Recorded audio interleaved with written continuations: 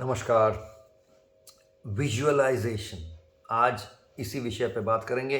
फिर से अंग्रेजी एक शब्द है, अंग्रेजी शब्द आ गया है विजुअलाइजेशन। विजुअल विजुअल यानी एक दृश्य, जो कोई सीन जो हम देख पाते हैं। तो विजुअलाइजेशन मतलब होता है कुछ देखना, पर एक विशेष तरह से देखना, आंख बंद करके देखना। अब आप पूछेंगे आंख बंद करके देखना क्या होता है। वैसे सभी जानते हैं, पर फिर से बहुत बहुत गहराई से और हर तरह से समझा के बताता हूँ कि आंख बंद करके देखने का मतलब हो गया आंख खोल के देखना। सबको पता है, अभी मेरी आंख खुली है तो हम देख रहे हैं, बस चारों ओर जो सब भी कैमरा है इसको देख रहे हैं। कैमरा के ज़रिए आप लोगों को तो दिख नहीं पा रहा है, लेकिन आप जहाँ से भी इसको देखेंगे, आप इस वक्त स्क्रीन को देख रहे होंगे तो आंख खोल के देख रहे होंगे। लेकिन ये है आंख खोल के देखना। पर आंखें जब हम बंद कर लेते हैं, आंख खोल के क्या दिखता है? जो हमारे इर्द गिर्द में है, चारों ओर है, वही सब दिखता है। जिसको हम देखना चाह रहे हैं वही दिखता है। लेकिन अगर हमें ऐसा कुछ देखना है जो मेरे चारों ओर नहीं है, यहाँ पर अवस्थित नहीं है, यहाँ पर मौजूद नहीं है, ऐसी किसी भी चीज़ अगर देखनी हो, तब हम आंखें बंद कर लेते हैं और आंखें बंद करके सोचते हैं उसी चीज़ के बारे में। हमारे स्मृति शक्ति से जो वहाँ छुपा हुआ है, पहले देखे हुए हैं, ऐसी कोई भी घटना हो, ऐसे कोई भी चीज़ हो, ऐसे कोई भी दृश्य हो, वो दृश्य को हमारा ये क्षमता है कि हम स्मृति शक्ति से, हमारी मेमोरी जिसको कहा जाता है अंग्रेजी में, तो हमारी मेमोरी से हम उन चीज़ों को फिर से देख सकते हैं। आंखें बंद भी रहे तो भी हम उस दृश्य को देख सकते हैं। तो इसी को कहा जाता है विजुअलाइजेशन, यानी आंखें बंद कर मन दृश्य से, मन की आंख से, मन की दृष्टि से। तो यानी कि अगर इसको तीसरा आंख कहते हैं तो तीसरा आंख मतलब आंख बंद करके एक भी किसी तरह से देख रहे हैं। मनश्चक्षु अगर कहते हैं, चक्षु कहा जाता है आंखों को, तो मनश्चक्षु कहा जा सकता है इसको। तो मन के आंखों से जब किसी चीज़ को देखते हैं, इसको कहते हैं विजुअलाइजेशन।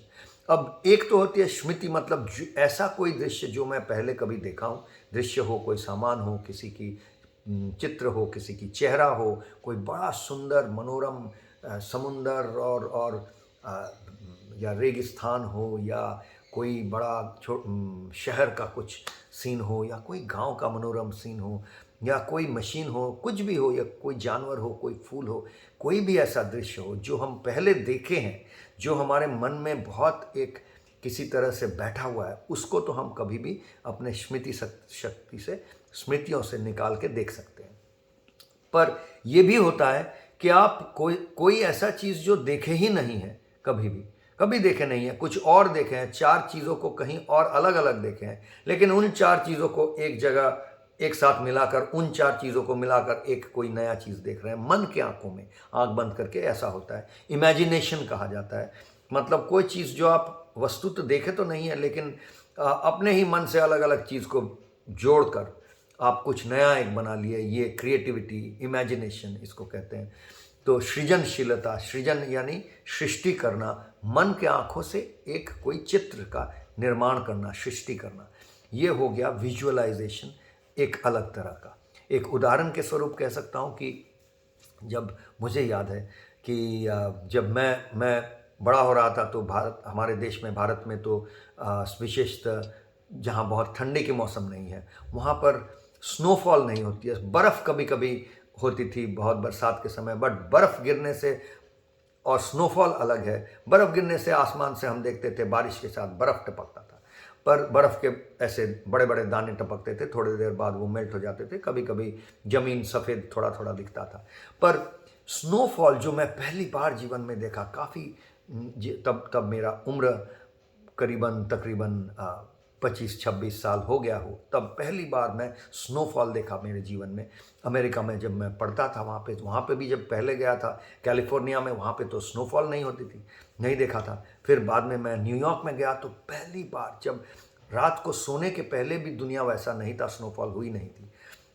अगला दिन सुबह जब मैं जागा और खिड़की के बाहर देखा, तो मुझे विश्वास नहीं हो रहा था कि कैसे हो गया, ये मैं क्या देख रहा हूँ।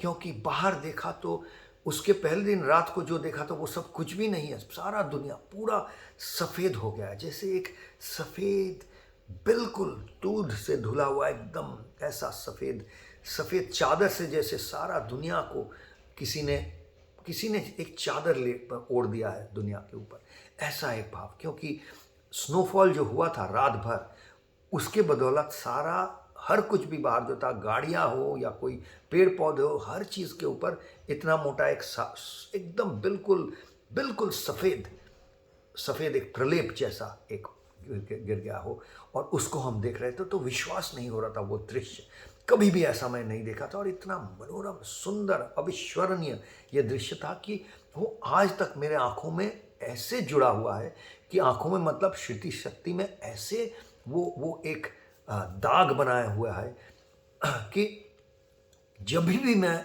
चाहूँ आंखें बंद करने से वो दृश्य मेरे सामने एकदम बिल्कुल जैसे कि सच में वो दृश्य देख रहा हूँ वैसा ही आ जाता है। तो ये हो गया अपने स्मृति से निकालना। और इस ऐसे ही चीज़ हम कितना जो एक्चुअल सही में नहीं देखे हैं, बट चित्र में देखे हैं, किताबों में देखे हैं, सिनेमा में देखे हैं, या अलग अलग तरह से कहीं पर पढ़े हैं, वो ज्ञान किसी तरह से कहीं से आया है, ज्ञान से हम इसको उसको जोड़कर ऐसे इमेज बनाते हैं, तो सीन बनाते हैं, ऐसा कोई चित्र मन में निर्माण कर लेते हैं। तो इसको ही हम कहते हैं विजुअलाइजेशन। इसका कर्मयोग फॉर 21st सेंचुरी हमारा या फिट फॉर लाइफ प्रोग्राम के साथ क्या क्या ताल्लुक़ है, बड़ा समझने वाली चीज़ है, बहुत ही ज़रूरी ताल्लुक़ है। क्योंकि इसका ताल्लुकात जाता है हमारे अनुशीलन पद्धति के साथ। ये जो साधना है, इसमें ऐसे तो रोज़ हम जो सत्संग करते हैं, और आप में से जो ये सत्संग को सुनते हैं और इसका वीडियो देखते हैं और देख रहे हैं, पर सिर्फ वीडियो देखते हैं, ये सत्संग को ही देखते हैं, और बाकी कुछ कर्मयोग फॉर 21st सेंचुरी का जो साधना है उस साधना के साथ नहीं जुड़े हैं, अनुशीलन कुछ करते नहीं हैं, प्रैक्टिस कुछ नहीं करते हैं, उनके लिए ये आज जो बोल रहा हूँ ये ज़्यादा मायना शायद नहीं रखेगा, कुछ मतलब नहीं कर पाएंगे आप ज़्यादा।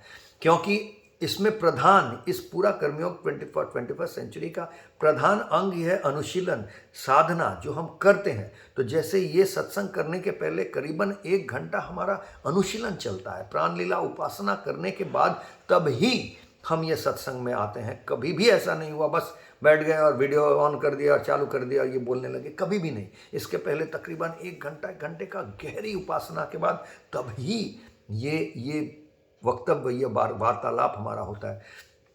तो ये जो अनुशीलन पद्धति है, इसमें जैसे प्राणलीला उपासना विशेष करके अनुशीलन पद्धति कौन से हैं, 6 है, आपको पता है, पहले भी इनके बारे में बात किए हैं, बहुत दिन हो गया शायद उनके बारे में आप नहीं सुन रहे हैं, तो आप भूल गए हो तो रिवीजन हो जाएगा, याद करने की कोशिश कीजिए।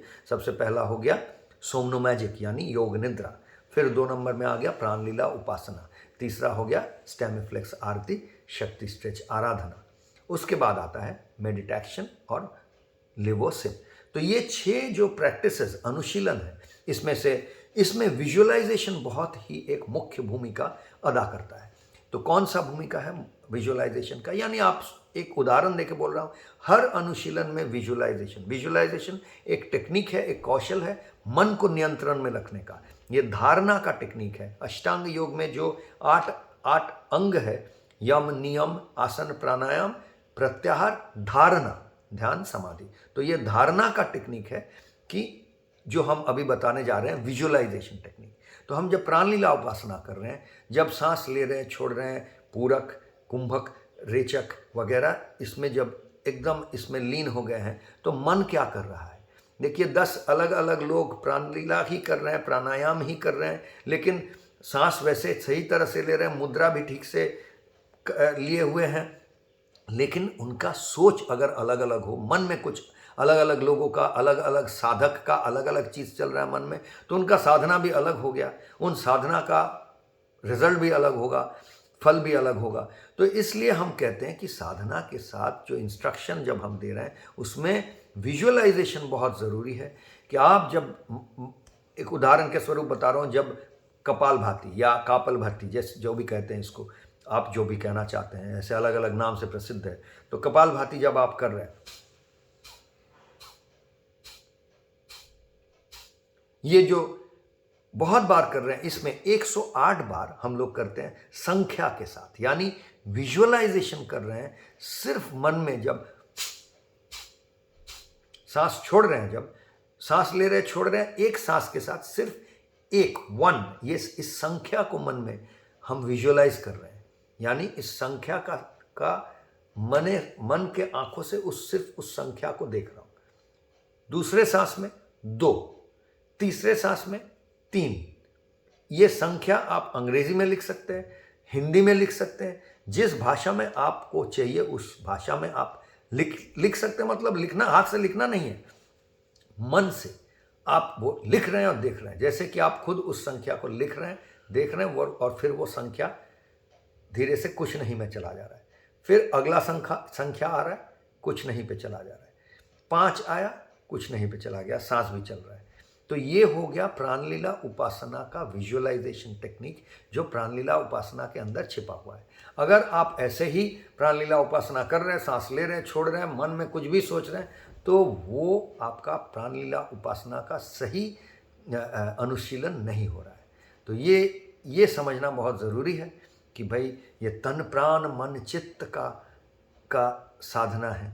तो उपासना में भी सिर्फ कैसे हम किस आसन में बैठे हैं और कैसे सांस ले रहे हैं वही ज़रूरी नहीं है समझना, और भी ज़रूरी है समझना और अलग अलग चीज़ें, जिसमें से तीसरा जो अंग है वो है तन प्राण मन चित्त। मन को लेकर हम क्या कर रहे हैं, तो मन में विजुअलाइज करना है।